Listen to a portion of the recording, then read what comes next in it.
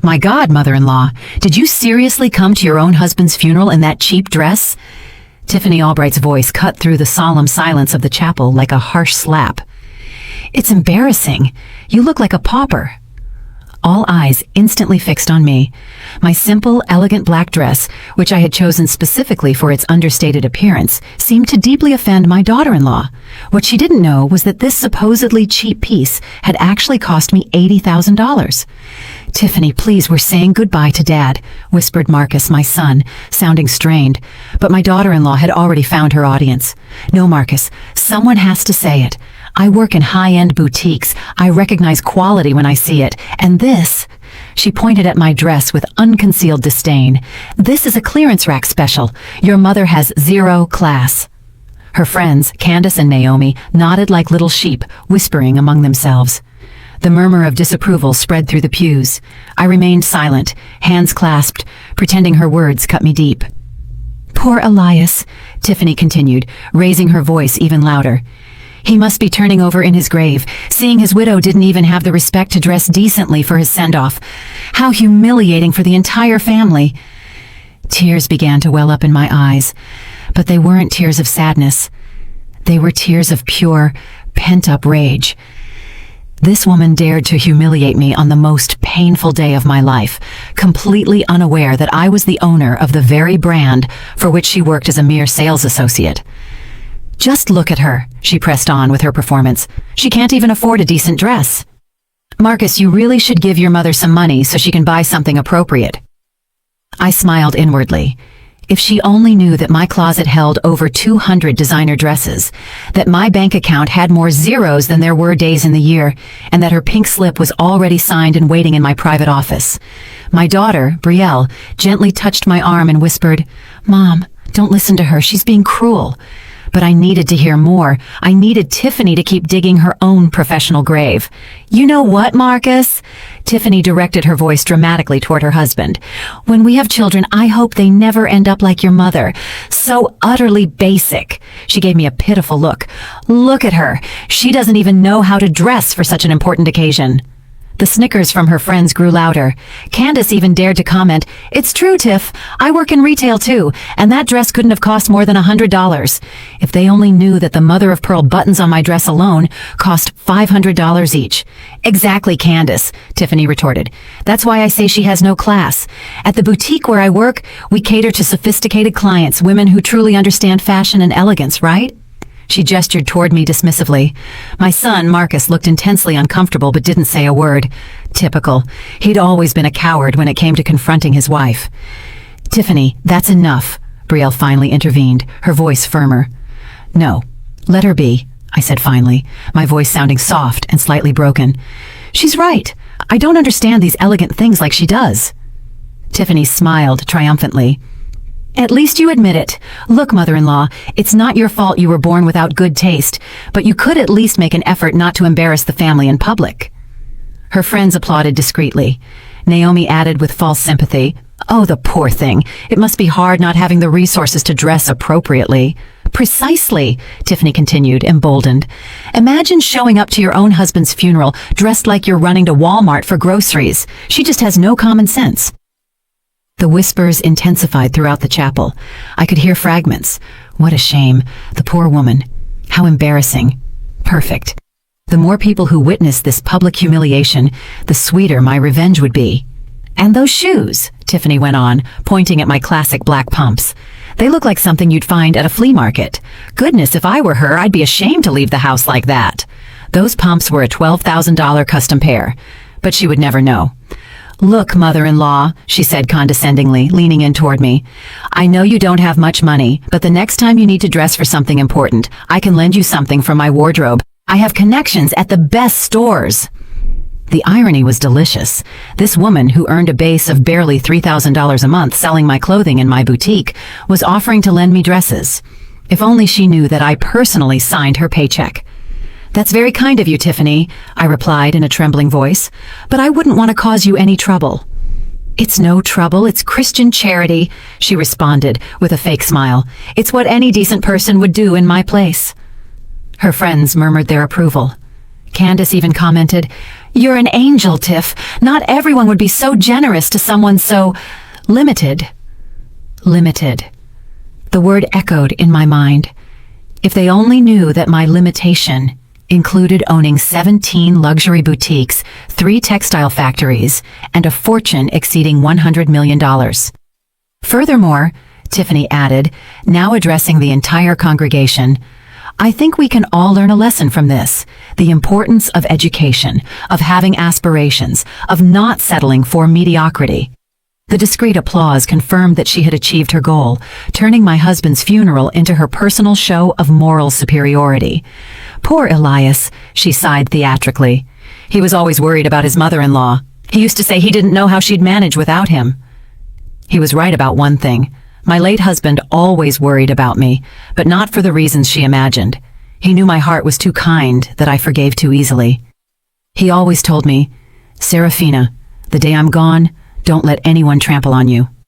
That day had arrived. After the spectacle Tiffany created at the funeral, I drove home in my 2015 Honda Civic, a car I deliberately chose to maintain my facade as a poor, helpless widow. The truth was, my private garage held a Bentley, a Mercedes S-Class, and a Porsche that no one knew about. But today, I needed to continue being the Serafina everyone thought they knew. The unrefined mother-in-law, the widow without resources, the woman who, according to my daughter-in-law, had no trace of elegance. Arriving at my modest apartment, I slipped off my $12,000 pumps and poured myself a glass of wine. Not just any wine, but a vintage Bordeaux that cost $5,000 a bottle. But to the outside world, I was the lady who bought boxed wine at the grocery store. My phone rang. It was Brielle, my daughter. Mom, I'm so sorry about what happened today. Tiffany behaved horribly. Don't worry, sweetheart, I replied in a tired voice. I'm used to her comments. But it's not right, Mom. To act like that at Dad's funeral? It's inhuman. Brielle didn't know the truth about my financial situation. I had decided years ago to keep my own children in the dark. It was safer that way, less complicated, and it allowed me to truly see the people around me. I'm going to talk to Marcus tomorrow, Brielle continued. He can't let his wife treat you like that. No, please don't do that. I don't want to cause trouble in their marriage. But the trouble was already brewing. Tiffany didn't know it yet, but her employer would receive a very specific phone call tomorrow. After hanging up, I went to my secret study, a room none of my children knew about, hidden behind a seemingly normal bookshelf. There lay my true treasures. The contracts for my companies, the financial statements for my boutiques, and of course, the personnel files for all my employees, including Tiffany Albright, sales associate level 2 at my flagship store, with a base salary of $3,000 a month plus commission. I opened her file and reviewed her history. 3 warnings for tardiness, 2 customer complaints about a dismissive attitude, and a supervisor's report noting her unwarranted air of superiority. Perfect. I picked up my private phone, the one I only used for business matters, and dialed Janice, my HR director. Ms. Coleman, I'm so very sorry for your loss, Janice said with genuine sorrow. Thank you, Janice, but I need you to handle a personal matter tomorrow. Of course, name it.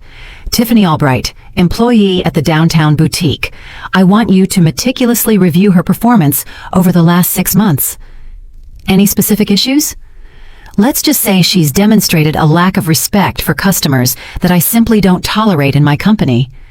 Janice understood perfectly.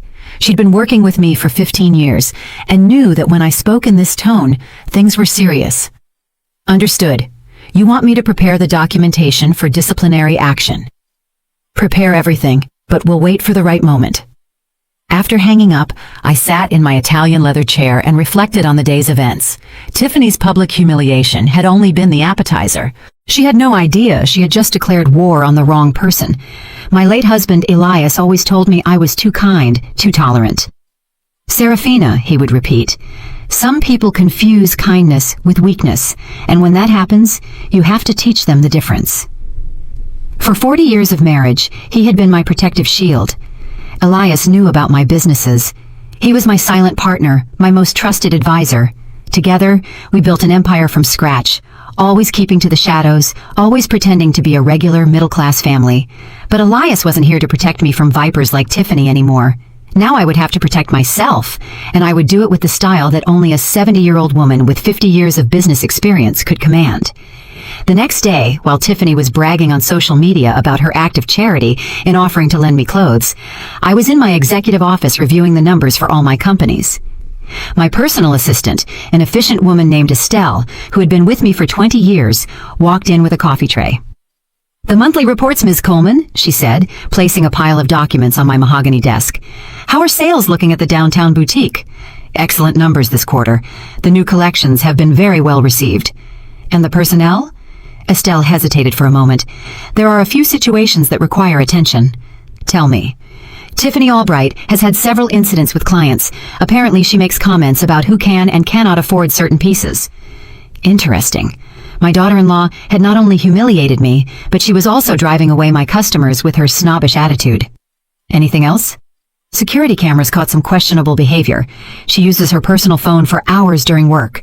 She's constantly late, and yesterday she was seen taking photos with merchandise she didn't buy."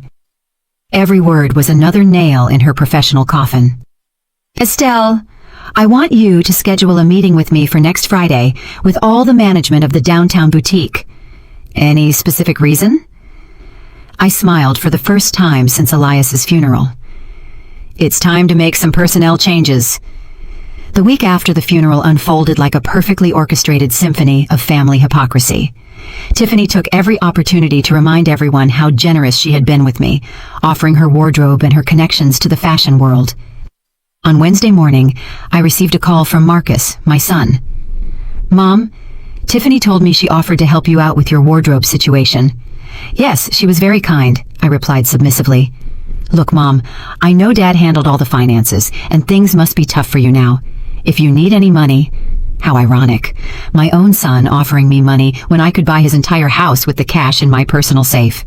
"Don't worry, Marcus. I'll manage with your father's pension." "Are you sure? Because Tiffany says your apartment looks pretty basic and your clothes—" "Your wife is right. I don't understand fashion like she does." I could hear the satisfaction in his voice. "Well, she really knows the business. She works at one of the city's most exclusive boutiques. Her bosses really trust her. If only he knew I was the exact boss they trusted so much." "She must be very talented," I murmured. "She is. In fact, she's expecting a promotion. Her supervisor told her there's a chance she'll be moved up to junior manager." Interesting information. Janice hadn't mentioned anything about promotions for Tiffany. My daughter-in-law was probably inventing the story to impress my son. I'm happy for her, Marcus. "Yeah, and you know what, Mom? When she gets promoted, we'll be earning more money, and we can help you out more often. Maybe we can even take you shopping to some decent places." Every word that came out of my son's mouth felt like another stab. How had I raised a man so blind to his wife's cruelty? "That's very considerate of you, son." After hanging up, I immediately called Estelle. "Estelle, I need information on any rumors of a promotion for Tiffany Albright." "None, Ms. Coleman. In fact, her direct supervisor, Diane, told me yesterday she's considering putting her on probation because of her attitude with clients." "Perfect.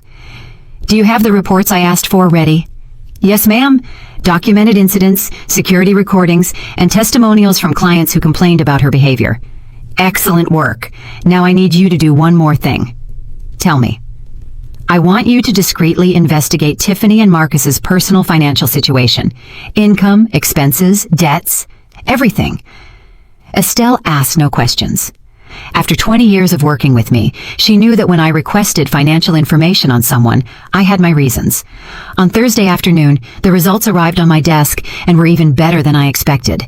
Marcus and Tiffany were living completely above their means. Their apartment cost $3,500 a month, more than Tiffany's entire salary.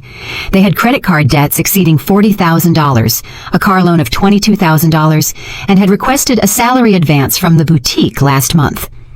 But the most delightful detail was that they had applied for a mortgage to buy a $250,000 house, using Tiffany's imminent promotion and future raise as collateral. The house of their dreams, the future they had planned, all depended on an ascent that was never going to materialize. Friday arrived faster than expected. I dressed in my most understated yet elegant executive attire, a black Chanel suit I had purchased in Paris the year before, paired with my authentic Mikimoto pearls. Nothing flashy, but any fashion expert would immediately recognize the quality. At 10 o'clock in the morning, I arrived at the downtown boutique. My boutique. "Good morning, Miss Coleman." Diane, the supervisor, greeted me, using my married name, as she always did in public. "The managers are waiting for you in the office." I walked through the store, observing every detail. The employees worked diligently, attending to clients with professionalism and grace, all except one. Tiffany was leaning on the counter, talking on her cell phone and laughing loudly. Her uniform was wrinkled, her makeup was overdone, and her attitude was completely inappropriate for the sophisticated environment of my establishment. "Girl, you won't believe this," I heard her say into the phone. "My mother-in-law is so pathetic. I swear, Marcus told me yesterday we can take her shopping when I get promoted. Imagine having to teach a 70-year-old woman how to dress." She laughed at her own cruelty, while a customer waited patiently to be served. Yeah, I work at the most exclusive boutique in the city. My boss is super cool. She trusts me a lot. In fact, she's making me a junior manager next week." Lies piled upon lies. Fascinating. So, my mother-in-law showed up to her husband's funeral dressed like a charity case. I swear, it looked like she bought her dress at Burlington. I was so secondhand embarrassed. The waiting client moved to another counter, clearly annoyed by the lack of service. "You know what's the funniest part?" Tiffany continued, oblivious to everything. "She actually thinks her dress was elegant. The poor old lady has no idea what real fashion is." It was at that moment I decided to approach her. "Excuse me," I said softly. Tiffany turned and, for a second, recognized me, likely because she had never seen me dressed appropriately before.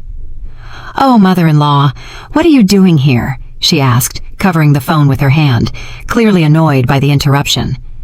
"I came to do some shopping," I replied innocently. "Marcus gave me some money and said you could help me choose something appropriate." Her attitude changed instantly. The idea of teaching me how to dress visibly excited her. "Oh, that's wonderful. Gotta go," she told her friend. "I have to help my mother-in-law stop making a fool of herself." She hung up the phone and looked me up and down with barely concealed disdain. "All right, mother-in-law. First we need to establish a budget. How much did Marcus give you? Because things aren't cheap here. It's not like that flea market you usually shop at." "Marcus gave me $500. I lied. Tiffany laughed. $500! Oh my God, with $500 here, you can barely afford a pair of earrings. But fine, let's see what we can do with so little. She led me to the accessories section, the cheapest part of the store. "Look, mother-in-law, these scarves are on sale. They're $200 each, but they're very pretty. They could add a touch of class to your style." She picked up one of the scarves and showed it to me condescendingly. "See the quality of the silk? This is what true elegance is, not those rags you normally wear." The scarf she held was from my spring collection from last year. I had personally supervised every detail of its design. "It's very beautiful," I admitted. "Right? I have a good eye for these things. That's why my bosses are going to promote me. They recognize my talent." Just then, Diane approached us. "Tiffany, Ms. Coleman is waiting for you in the office." Tiffany paled slightly. "Ms. Coleman? My boss is here?" "Yes, she arrived a few minutes ago. She said it was urgent." I could see the panic in Tiffany's eyes. "But I'm helping a client." "I'll take care of the lady," Diane intervened diplomatically. Tiffany looked at me with annoyance. "Mother-in-law, I have a very important work matter to attend to.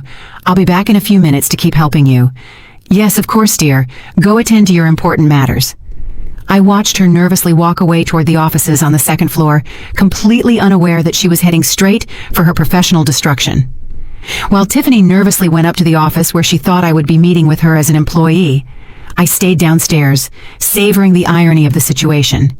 Diane, my trusted supervisor, approached me with a knowing smile. "How was the performance, ma'am?" she asked in a low voice.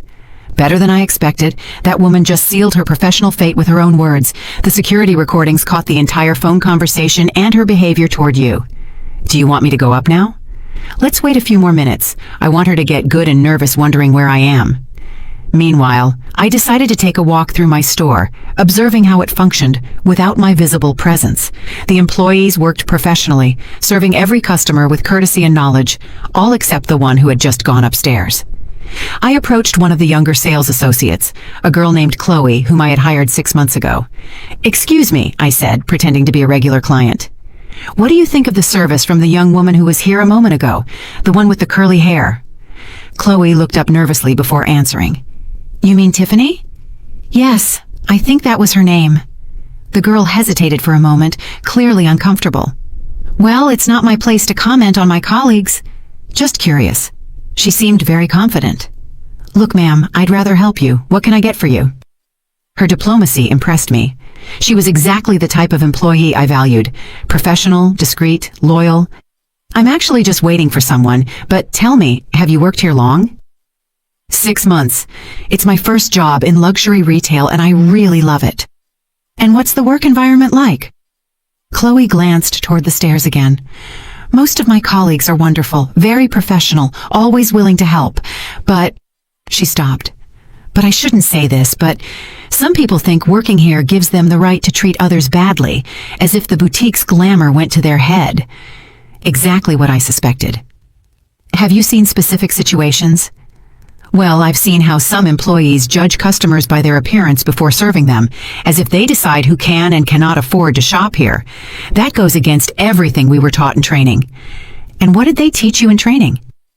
That all customers deserve the same respect and attention, regardless of how they look or dress. That our boss, Ms. Coleman, says that true elegance comes from respect and humility, not arrogance. My heart swelled with pride. My values were being transmitted correctly, at least to the employees who were worth keeping. Your boss sounds like a very wise woman. She is, although I've never seen her in person. Everyone raves about her. They say she started from the bottom and built this empire with hard work and solid principles. Just then, I saw Tiffany descending the stairs with a look of utter confusion. She walked directly toward me. Mother-in-law?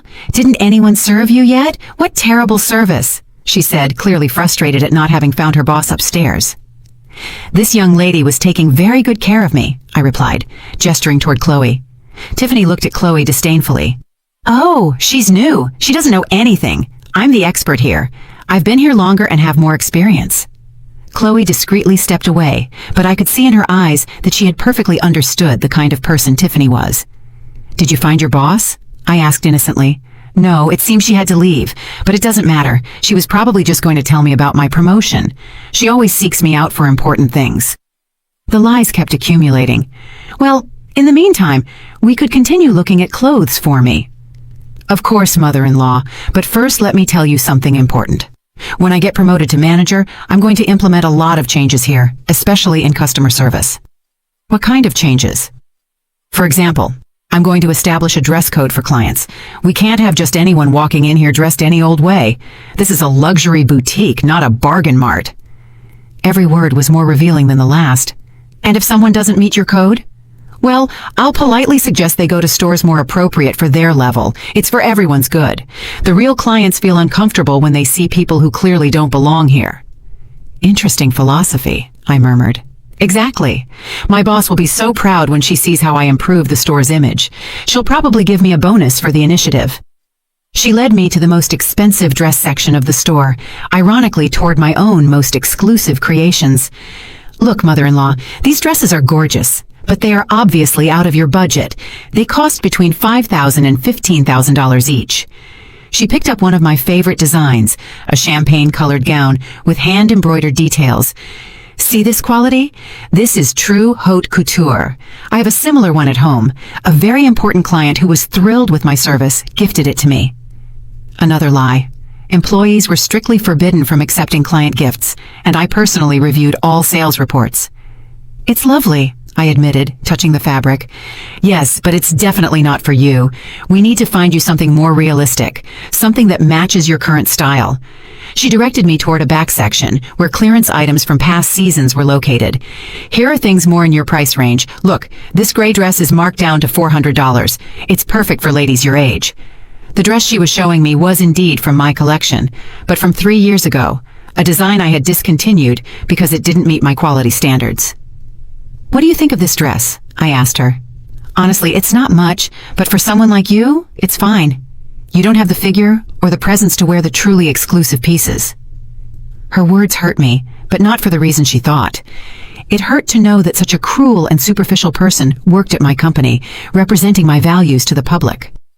You know what, Tiffany? I said finally. I think you're right about my lack of style. She smiled triumphantly. I'm glad you recognize it. It's the first step toward improvement, but I have one question. Tell me. What would happen if someone pretended to be poor but actually had a lot of money? How should you treat that person? Tiffany laughed. Oh, mother-in-law, that only happens in the movies. Rich people don't walk around disguised as poor people. That's ridiculous. But hypothetically, if someone comes in here dressed like you, they definitely don't have money. It's impossible for someone with real resources to dress so basically. I see. Besides, why would a rich person pretend to be poor? It makes no sense. People with money want it to show. They want to flaunt it. Like my VIP clients. They always arrive impeccably dressed with expensive jewelry in luxury cars. Very logical reasoning. That's why I'm good at this job, mother-in-law. I know how to read people. I know exactly who can afford what and how to treat them accordingly. At that moment, Estelle, my personal assistant, entered the store discreetly. She saw me and approached. "Ma'am, they're waiting for you in the office," she said with a smile. Tiffany looked at her strangely. "Excuse me, who are you?" "I'm Miss Coleman's personal assistant," Estelle replied matter-of-factly. "And what does my mother-in-law have to do with your boss?" Estelle looked at me, awaiting instructions. I nodded slightly. "Your mother-in-law is my boss." The color drained completely from Tiffany's face. The silence that followed Estelle's words was deafening. Tiffany looked at me as if she had seen a ghost, her face cycling through every shade from white to pale green. "What? What did you say?" she stammered, grasping the counter to keep from falling. "What you heard," Estelle replied with professional calm. "Ms. Serafina Coleman is the founder and owner of this chain of boutiques." Tiffany spun around to face me, her eyes wide. "No, it can't be. You live in that small apartment. You drive that old Honda. Your clothes..." "My $80,000 clothes," I interrupted gently. "The dress that bothered you so much at my husband's funeral." 80,000, she repeated like an echo, unable to process it. "The same dress you considered clearance rack material, the same $12,000 pumps you said looked like they came from the flea market." Her words came out in broken gasps. But I've been working for you for 2 years." "That's right. And during those 2 years, I've received multiple reports about your inappropriate behavior with clients." Estelle pulled a folder from her purse. "Would you like me to read the reports, ma'am?" "Please, Estelle. I think Tiffany needs to hear exactly what her supervisors have documented about her." Tiffany slumped into a nearby chair, completely in shock. "Report from March 15th, Estelle began. "Client complained that employee Tiffany Albright ignored her for 20 minutes because she determined the client did not have the economic profile to shop at the store." "No, that's not..." Report from April 22nd. "A 60-year-old client was treated with contempt and condescension, being directed only to clearance items without being asked her preferences or budget." Each report was a slap of reality to Tiffany's face. Report from May 8th. Employee was seen using her personal phone for 2 hours of her shift, ignoring multiple customers. I can explain." "What are you going to explain, Tiffany?" I asked, my voice tranquil but heavy with authority. "Are you going to explain how you decided to publicly humiliate me at my husband's funeral? Or would you prefer to explain how you just told me that you determine the value of people based solely on their appearance?" Tears began to pour from her eyes. "Ma'am, I didn't know. If I had known..." "Exactly. That's the problem, Tiffany. Your respect for people depends on their economic status. You're only kind to those you think have money." I moved closer to her, maintaining my elegant but intimidating posture. "Tell me, what would you have done differently at the funeral if you had known who I really was?" I never would have..." "You never would have what? You never would have shown your true personality? You never would have revealed how cruel and superficial you are deep down?" Tiffany was openly sobbing now. "Please, Miss Coleman. It was a terrible misunderstanding. I respect you very much. I've always respected you. You respected me 5 minutes ago when you told me I didn't have the figure or the presence to wear quality clothes. That was your true opinion of your mother-in-law, the woman who raised the man you love." Tiffany's crying intensified. Other employees had begun gathering discreetly, not coming too close, but clearly aware that something major was happening. "Estelle," I told my assistant, "could you read the last report?" "Of course." Report from this morning. Employee Tiffany Albright was recorded by security cameras speaking disparagingly about a client who turned out to be her family member, violating multiple company privacy and professionalism policies. Also, I added, she lied about a non-existent promotion to impress her husband and applied for a mortgage based on that lie. Tiffany sharply raised her head. "How do you know about the loan?" Tiffany, I know everything I need to know about the people who work for me, especially when those people happen to be family. Estelle continued, the financial investigation shows debts of over $60,000, expenses exceeding family income by 300%, and multiple unreported salary advances. Unreported, I repeated, which means, on top of everything else, you've been lying on your company financial documents. Ma'am, please, I can explain everything. I needed the money to maintain a lifestyle you can't afford, to flaunt wealth you don't possess while belittling others for their apparent lack of resources. The irony of the situation was perfect. Tiffany, who had mocked my supposed poverty, was the one who was truly broke. Tiffany, I said, my voice growing even colder, I want you to understand something very important. I'm not bothered that you didn't know who I was. I'm bothered by how you treated the person you thought I was. But ma'am, I'm bothered that you considered it appropriate to humiliate a 70-year-old widow at her husband's funeral, and I'm bothered that you base your respect for other human beings on the price of their clothing. It wasn't my intention. It wasn't your intention to show your true character, because that is exactly what you did. I turned toward Estelle. Do you have the documents ready? Yes, ma'am. Everything is prepared. Tiffany looked at us with mounting terror. What documents? Your termination papers, of course. No, please, I need this job. We have debts, payments, the new house you plan to buy with money from a promotion that never existed. Please, Miss Coleman, I swear I'll change. I'll be different. You'll change? You'll be different? I approached her again. Tiffany, you are 32 years old. If you haven't learned to treat people with basic respect by this age, you're not going to learn it now. But it's my family. I'm your daughter-in-law. Exactly. You are my daughter-in-law, and that makes your behavior even more unforgivable. Estelle handed me a folder. The termination documents, ma'am. Thank you, Estelle. I took the folder and showed it to Tiffany. Here is your termination letter, effective immediately. You can't do this. It's personal revenge. Personal revenge? I laughed softly. Tiffany, this is simple application of business policy. Customer mistreatment, misuse of work time, lies on official documents, and multiple violations of the code of conduct. But I need this job. Your husband is going to find out many things today, I interrupted, including how his wife treats his mother when she thinks no one important is watching. Tiffany's tears had turned into desperate sobs. Please, I beg you, give me one more chance. You already had your chance, Tiffany.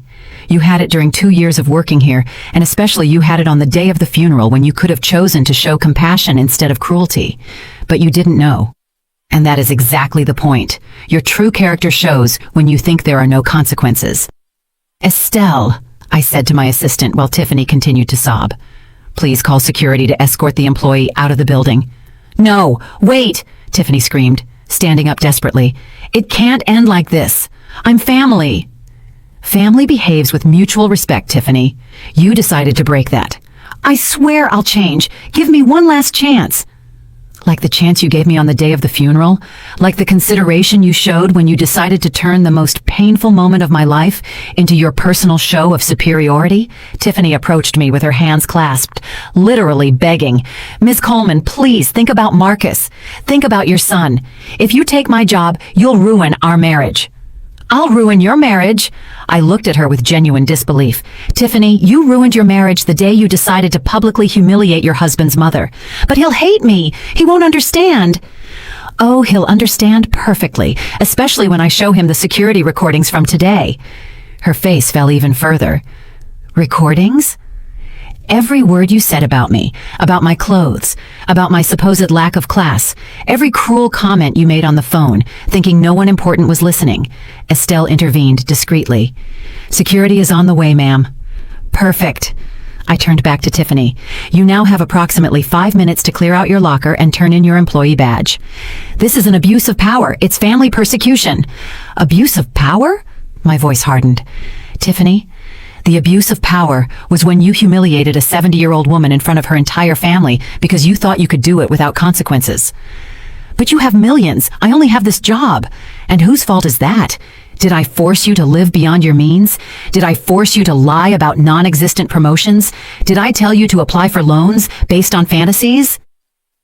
Chloe, the young employee who had talked to me earlier, approached timidly. "Ma'am, do you need anything?" "Yes, Chloe. I want you to observe this very carefully. This is a lesson on why we treat all customers with the same respect, no matter how they look." Tiffany looked at me with pure hatred. "You're going to use this for lessons?" "Exactly. Your behavior will serve as the perfect example in our future training sessions on what not to do. It's humiliating." "Humiliating?" I laughed without humor. "Tiffany, you humiliated me at my husband's funeral in front of my family, my friends, people I'd known for decades, and you did it for sport. I was only trying to help her." "Help me? By calling me classless, telling everyone I looked like a pauper?" The other employees had now gathered closer, clearly fascinated by the drama unfolding.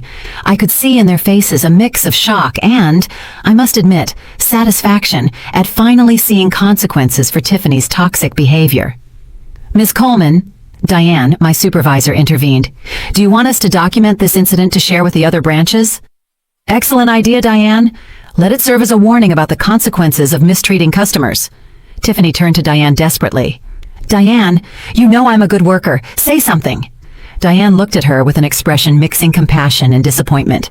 "Tiffany, I gave you multiple warnings about your attitude with clients, especially the older ladies, but I never thought—" "You never thought what? That the older ladies deserved respect? That they might have more money than they appeared to? That they might be connected to important people?" "It's not that." "Then what is it, Tiffany?" I asked directly. "Explain your philosophy of life to me. Explain why it's okay to mistreat people you consider inferior." "I don't consider them inferior."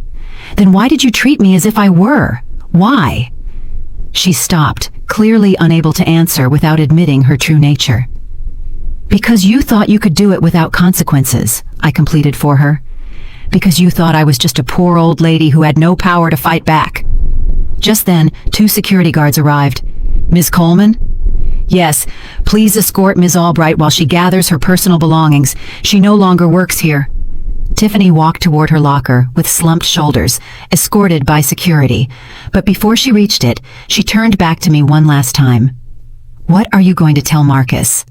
"I'm going to tell him the truth, Tiffany. I'm going to show him exactly who the woman he married is. He loves me. He won't care. He won't care that his wife humiliated his mother at his father's funeral. He won't care that you lied about your job to secure loans. He won't care that you put them in a desperate financial situation because of your fantasies of grandeur." Tiffany had no answer for that. As she cleared out her locker, I addressed the employees who had witnessed everything. "I want you all to understand something very important," I said. "In my stores, we treat every customer as if they were the most important person in the world, regardless of how they dress or how much money they appear to have." They all nodded solemnly. "And do you know why?" Chloe timidly raised her hand. "Because it's the right thing to do?" "Exactly, Chloe. Because it's the right thing to do, but also because we never know who the person standing in front of us truly is." "Like you today?" another employee asked. "Like me today, but more importantly, like anyone who walks through that door. Every customer deserves respect, kindness, and professional attention." Estelle approached me again. "Ma'am, would you like me to prepare a meeting with Marcus for this afternoon?" "Yes, Estelle. It's time for my son to know the whole truth." Tiffany, who had heard this while stuffing her belongings into a box, ran toward me. "No, please, don't tell Marcus anything. Let me explain it to him." "You're going to explain it with more lies?" "No, I'll tell him the truth." "What truth, Tiffany? The truth about how you treated me? The truth about your debts? The truth about the fake promotion? Everything. I'll tell him everything." "Too late. You had 2 years to tell the truth. You had an opportunity to apologize after the funeral. You chose to lie every time." The guards escorted her toward the exit, carrying her box of belongings. At the last moment, she turned and yelled, "This isn't over! I'll fight this!" "Please do," I replied calmly. "It will be interesting to see how you explain your behavior to a judge." "A judge?" "Oh yes, Tiffany. Defamation, creating a hostile work environment, fraud on business documents. I have enough evidence to keep you busy in court for years." Her face went completely white before the guards finally ushered her out of the building. Once she was gone, silence filled the boutique.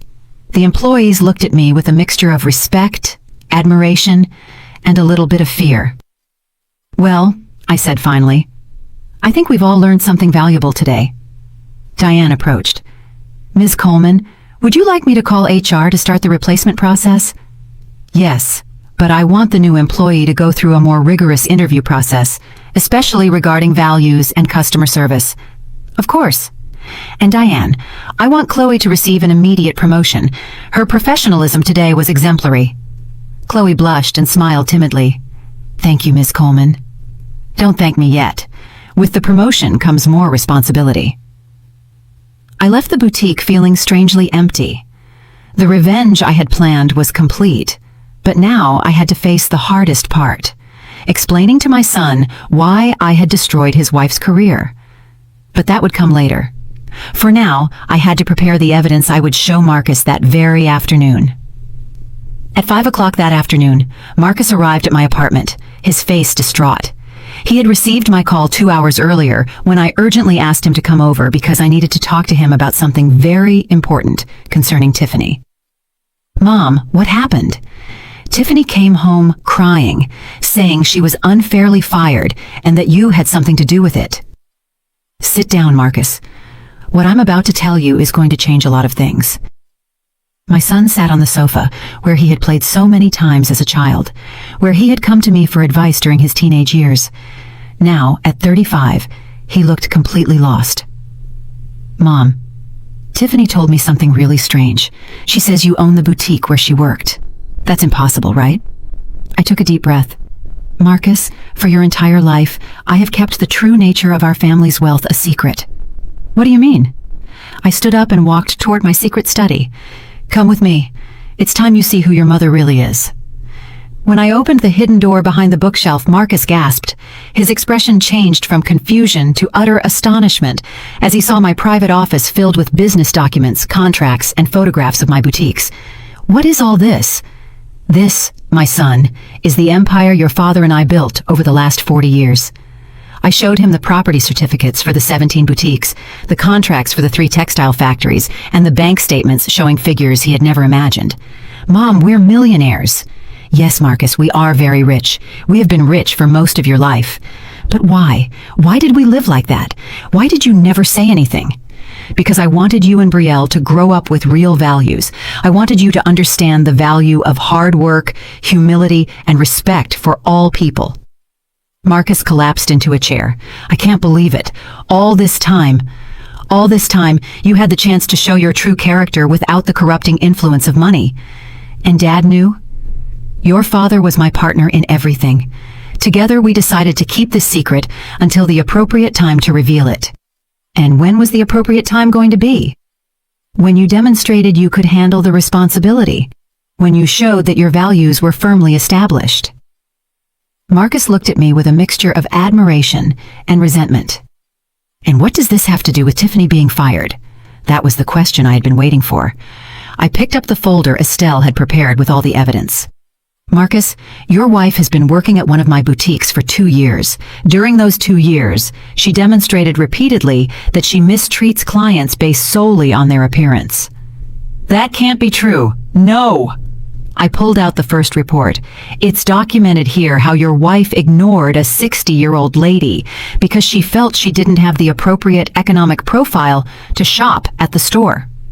Marcus read the report, frowning. This must be a misunderstanding. A misunderstanding? I pulled out the next document. And this? And this? Each report painted a clear pattern of discriminatory and unprofessional behavior. But the most important thing, Marcus, isn't what she did at work. It's what she did to me. What did she do to you? On the day of your father's funeral, your wife decided to publicly humiliate me because of my clothes. She called me classless, said I looked like a pauper. She mocked my dress in front of the whole family. Marcus paled. Mom, Tiffany told me she was only trying to help you. Help me? You thought it was help when she told me I was pathetic, that I was embarrassing the family, that I looked like a beggar. Mom, I didn't. I thought she was just trying to help. You thought it was okay for someone to treat your mother like that because you assumed she was right about my lack of class. No, it's not that. Then why didn't you defend me? Marcus had no answer for that. You know what else I discovered today? I continued, pulling out the financial reports. That your wife has been lying about a non-existent promotion? That you two applied for a mortgage based on future income that was never going to materialize? How do you know that? Because I'm a businesswoman, Marcus. When someone attacks me, I investigate everything about that person. I showed him the documents detailing their debts, their excessive spending, and their desperate financial situation. You owe over $60,000 in credit cards. You live in an apartment that costs more than Tiffany's entire salary. You've been constantly requesting salary advances. Marcus buried his face in his hands. My God. Your wife has been living a complete lie, flaunting wealth she doesn't have while making fun of others for their apparent lack of resources. And now what's going to happen? Now, Marcus, you have to decide what kind of man you want to be. What do you mean? Can you stand by a woman who humiliated your mother at your father's funeral? Or can you acknowledge that you married someone who doesn't share your family values? Mom, she's my wife. And I'm your mother, the woman who raised you, who taught you about respect and dignity, who sacrificed many comforts to make sure you had an education in values. Marcus was silent for a long time. What do you want me to do? I don't want you to do anything, Marcus. I want you to make your own decision based on what you know now. And if I choose to stay with Tiffany, then you'll have to live with the consequences of that choice. What consequences? The consequences of choosing someone who believes it's appropriate to humiliate older people for sport. Marcus got up and walked to the window. My entire world is falling apart. No, Marcus, your false world is falling apart. Now you have the opportunity to build something real. Will you help me? I will always help you, son, but only if you prove you deserve that help. How? By showing me that the man I raised still exists beneath all your wife's toxic influence. Marcus turned to me, tears in his eyes. Mom, I'm so sorry I didn't defend you at the funeral. That's the first step, Marcus. And the second step? The second step is that you decide if you want to remain married to a woman who thinks it's okay to mistreat vulnerable people.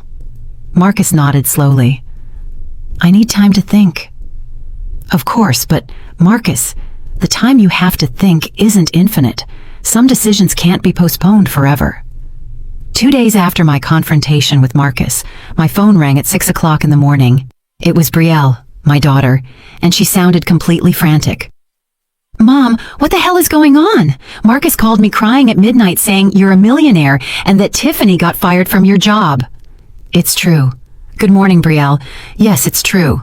How is it true? Since when are we rich? Why did you never tell me? Brielle, come home this morning. It's time for you to know the truth, too. Mom, I'm in total shock. Marcus told me about the boutiques, about the money, about what Tiffany did at Dad's funeral. I can't process it. That's why you need to come. There are many things to explain. 2 hours later, Brielle was sitting in my living room, looking at the same documents I had shown Marcus. Her reaction was completely different from her brother's. Mom, why did you never trust us? I did trust you, Brielle. I trusted that you would become good people without the corrupting influence of money. But we could have had a better life. I could have gone to a private university, had better opportunities. And would you be the same person you are now? Brielle paused, thinking. I don't know. I do know. You would have grown up with privileges you wouldn't have appreciated, with a sense of superiority that would have damaged your character. But look what happened to Marcus.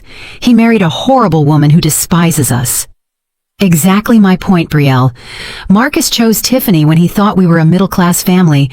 That tells me there's something in his character that needs to be examined. What do you mean? I mean that perhaps Marcus was attracted to Tiffany precisely because she represented the status and sophistication he felt he was lacking. Brielle frowned. That's pretty deep, Mom. I've had 70 years to observe human behavior, darling. And me? What do you think of my choices? I smiled. You chose to be an elementary school teacher. You work with low-income children. You married a good man who is also a teacher. Your values are in the right place. So now I'm going to inherit all this? You and Marcus will inherit everything, but only if you prove you can manage it responsibly. And if Marcus chooses to stay with Tiffany? That is a very good question, Brielle. Just then my phone rang. It was Estelle, my assistant. Ms. Coleman, Tiffany Albright is here at the main office. She says she needs to speak with you urgently. Tiffany is there? Yes, ma'am. She's quite agitated and says she won't leave until she speaks with you. I looked at Brielle. Would you like to meet your sister-in-law under more authentic circumstances? What do you mean? Tiffany is in my office, probably to beg for her job back. I want to go with you. Perfect. It's time you see exactly what kind of person your brother married. An hour later, Brielle and I arrived at my executive office in my company's main building. It was a space my children had never seen. Marble floors, floor-to-ceiling windows with a panoramic view of the city, designer furniture, and original artwork. My God, Mom, Brielle whispered. This is breathtaking. 40 years of hard work, darling. Estelle met us in the lobby. She's in the waiting room. She's been there since 8 o'clock this morning. Has she said anything? Only that she needs to speak with you about a terrible injustice and that she won't leave until you listen to her. Perfect. Send her into my office in 5 minutes. Brielle and I settled into my office. I behind my mahogany executive desk, Brielle in a side chair where she could observe the entire interaction. When Estelle ushered Tiffany in, her transformation was evident. She was no longer the arrogant, self-assured woman from the funeral. She had deep circles under her eyes, smudged makeup, and her clothes were wrinkled, as if she had slept in them. Miss Coleman, she began immediately, thank you for seeing me.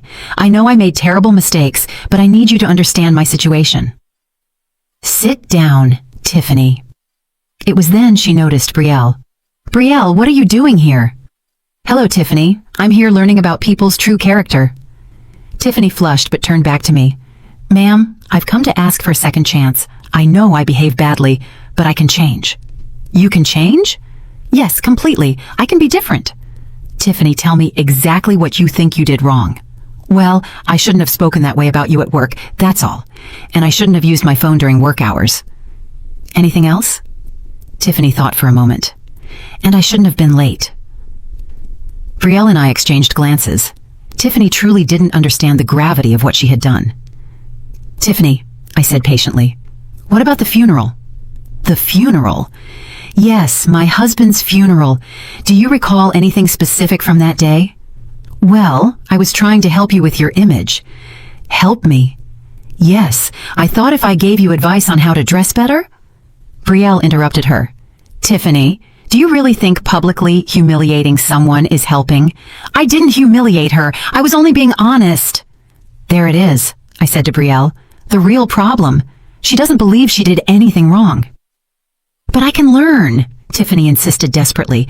I can take customer service classes. I can go to therapy, whatever it takes. And why would you do all that? Because I need the job. We have huge debts. The house we wanted to buy, Marcus will hate me if we lose everything because of me. Interesting, I murmured. You haven't mentioned feeling any remorse about hurting me. Of course I feel remorse. Remorse about hurting me, or remorse about the consequences that brought upon you? Tiffany opened her mouth, but no words came out. Because there's a very important difference between those two things, Tiffany. I feel bad about hurting you. When did you start feeling that? At the funeral? When you were calling me classless? Or when you found out who I really am? Tiffany started to cry. Please, Miss Coleman, don't punish me for the rest of my life for one mistake. One mistake? Brielle stood up from her chair. You call humiliating a 70-year-old widow at her husband's funeral a mistake? Brielle, please. No, Tiffany. You've been married to my brother for 2 years, and you never, not once, showed genuine respect for my mother. That's not true. I pulled another document from my desk. I have reports here from 3 family gatherings where you made dismissive comments about my taste, my clothes, my house. Those were just casual comments. Casual comments that revealed your true opinion of me. Tiffany turned to Brielle desperately. Brielle, talk to your mother. Tell her to give me another chance. Why would I do that, Tiffany? Because you're my brother's wife? We're family? Family treats each other with respect, Brielle responded firmly. Something you never understood. But I can learn. At 32 years old? I asked. Tiffany, if you haven't learned basic respect for others at this point in your life, you won't learn it now. That's not fair. Not fair? I stood up from my desk and approached her. You know what's not fair, Tiffany? That a 70-year-old woman has to endure public humiliation on the most painful day of her life. You know what else isn't fair? That my employees have to work with someone who constantly makes them feel bad about themselves. Never what? Never told your colleagues that certain clients didn't belong in the boutique? Tiffany fell silent. Never made comments about people's status based solely on their appearance? More silence. Tiffany, the problem isn't that you made mistakes. The problem is that your behavior revealed your true character. My true character can change.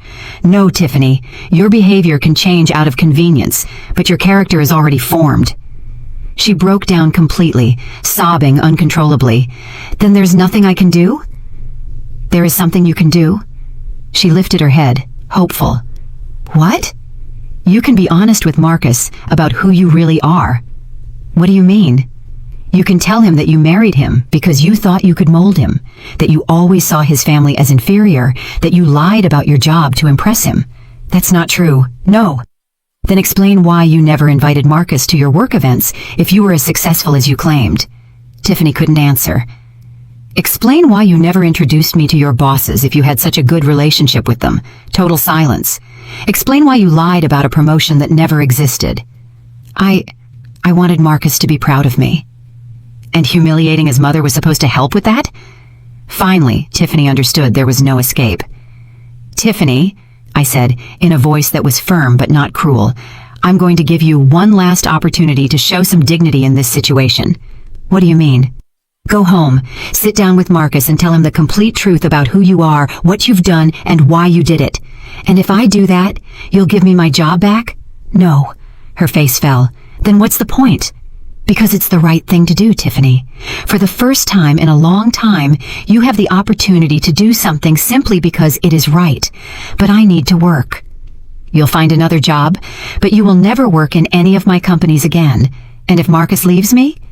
That is a decision he has to make based on complete information. Tiffany slowly rose, defeated. You win, Ms. Coleman. You've destroyed me completely. No, Tiffany. You destroyed yourself. I simply refused to remain your victim. After she left, Brielle and I sat in silence for several minutes. Mom, Brielle finally said, do you think Marcus will leave her? I don't know, darling, but I hope so. And if he doesn't, then I'll know I didn't raise the man I thought I raised. That night, Marcus called. His voice was broken, tired. Mom, Tiffany told me everything. Everything. The lies about her job, the debt she hid, what she truly thinks of our family. And she also told me something else. What? She told me that during our entire marriage, she never felt you were good enough for me. My heart broke a little. I see. Mom, I'm so sorry I was so blind. I'm sorry I failed you when you needed me most. And what are you going to do now, Marcus? I already did it. I asked her for a divorce. I felt a mix of relief and sadness. How do you feel? Devastated, but also liberated, as if I've been carrying a weight I didn't know I had. That's normal, son.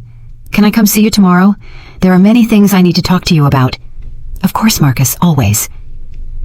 The next day, my 2 children were sitting in my living room, now fully aware of the truth about our family. It was strange, after so many years of secrets, to have everything in the open. Mom, Marcus said, I want to formally apologize, not just for not defending you at the funeral, but for all the years I didn't fully appreciate what you had done for us. I want to apologize too, Brielle added, for questioning your decision to keep the secret. I understand now that you gave us something more valuable than money. You gave us real values. Your apologies are accepted, but they weren't necessary. You both acted with the information you had at the time. And now what? Marcus asked. How do we proceed from here? Now, I told them, standing up to walk to my desk, it's time for you to learn about your inheritance. I showed them the documents I had prepared years ago, dividing my empire equally between them, but with specific conditions. Marcus, you will inherit the boutiques and the textile factories, but there is a condition. What is it? You have to work in the business for 5 years, starting from the bottom, learning every aspect of the operation. From the bottom, as a floor salesman? I want you to understand what it's like to deal with all types of customers, what it's like to earn the respect of the employees, what it's like to build something through hard work. Marcus nodded solemnly. I accept. Brielle, you will inherit the real estate properties and the financial investments, but your condition is different. What is it? I want you to use a significant portion of that inheritance to create charitable foundations, especially focused on education for low-income children. Brielle's eyes filled with tears. Mom, that's perfect. But you both have one additional condition that is non-negotiable. What is it? They asked in unison. You can never, ever use your wealth to mistreat other people. The money I'm giving you comes with the responsibility to use it to uplift others, not to belittle them. Of course, Mom, Marcus said. And if I ever discover that you are using your position to humiliate or belittle someone, you will lose your entire inheritance immediately. Understood, they both said. 6 months later, I was sitting in my office reviewing the monthly reports when Estelle walked in with a smile on her face. Ma'am, you have a visitor. Who is it? It's Marcus, but I think you should see this for yourself. Marcus walked into my office, but he didn't look like the Marcus I knew. He was wearing the floor salesman's uniform from the boutique. He had a different energy in his eyes and a genuine smile on his face. Hey, Mom, do you have a minute to talk to one of your employees? Of course. How's your first month going? It's the hardest job I've ever done in my life, and also the most gratifying. Tell me about it. Yesterday, I served a woman who came in dressed very simply. She was a widow, like you, and clearly didn't have much money. My old instincts told me to direct her to the clearance section. And what did you do? I gave her the exact same treatment I would give any other client. I showed her the whole store, explained the quality, and made her feel like the most important person in the world. She bought a $50 scarf. But Mom, the smile on her face was priceless. She told me it had been years since anyone had treated her with such kindness in a store. I felt my heart swell with pride. And how did that make you feel? Like I finally understood what you and Dad tried to teach me all these years. At that moment, I knew I had made the right decision. The pain of Elias's funeral, the public humiliation, the destruction of Tiffany's career, it had all been worth it to reach this moment. Marcus, I told him, your father would be so proud of the man you've become. Are you proud of me? Immensely. He came around my desk and took my hands. Mom, there's something else I want to tell you. What is it? Thank you for not letting me stay married to a woman who didn't respect you.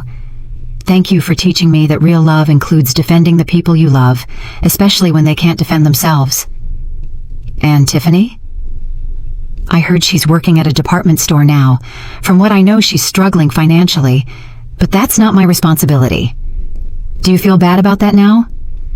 I feel bad about the time I lost being blind to her true nature, but I don't feel bad about the natural consequences of her actions. 3 months later, I received an unexpected call. It was Tiffany. Ms. Coleman, I know you probably don't want to talk to me, but I wanted to thank you. Thank me? For teaching me the hardest lesson of my life, for showing me that actions have real consequences. And what have you learned, Tiffany? That respect isn't based on how much money someone has. That true elegance comes from how you treat people, especially those who can't help you in any way. I'm glad to hear that. Ms. Coleman, I know I don't deserve your forgiveness, but I wanted you to know that I genuinely regret all the pain I caused you, and the lesson you taught me has made me a better person. I hung up the phone feeling completely at peace. The revenge had been sweet, but the true satisfaction came from knowing that I had protected the values my husband and I had built over a lifetime. That night, as I watched the sunset from my office, I thought of Elias. My love, I whispered. I finally learned to defend myself, and our children are going to be just fine. Justice had arrived not just as vengeance, but as education, and that was the most important lesson of all. Did you like my story, and which city are you listening from? Let's meet in the comments. If you liked the story, you can support me by sending a super thanks so I can keep bringing more stories like this. Thank you so much for your sweet support. I'm looking forward to your comments on the story. On the screen, you can see 2 new life stories that I highly recommend. There's so much more on my channel. Don't forget to subscribe. See you in the next life story with love and respect.